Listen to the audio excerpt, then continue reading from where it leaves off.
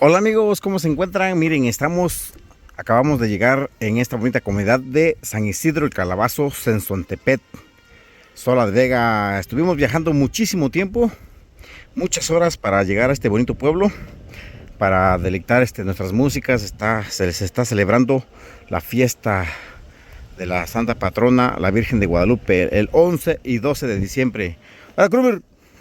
11 y 12 de diciembre festejando a la Reina de América, a la Morenita del Tepeyac, desde San Isidro, Calabazo, Santa Cruz, Sensontepec, Xola de Vega. Muchas horas de viaje, Kruber. Pero eso no importa, nosotros con tal de trabajar, nosotros no nos fijamos en el lugar, la distancia, el tiempo, si llueva, lo que pase. Nosotros, Banda NK está al 100.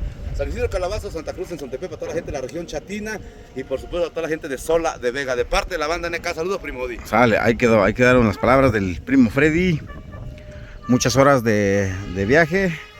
Y llegamos, gracias a Dios, acá en San Isidro el Calabazo, Santa Cruz, Sensontepec. Vamos a estar en estos 2 días.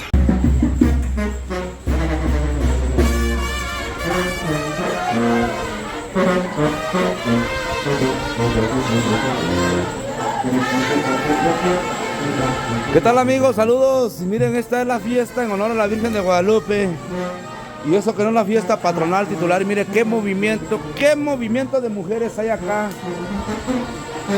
Mira nomás, aquí sí hay mujeres trabajadoras, chambeadoras, movidas. Mujeres que se involucran en la festividad. Mujeres que no pueden disfrutar a veces la fiesta al 100%, que están acá en la cocina muchas horas, preparando el banquete, el platillo para todos los invitados e invitadas.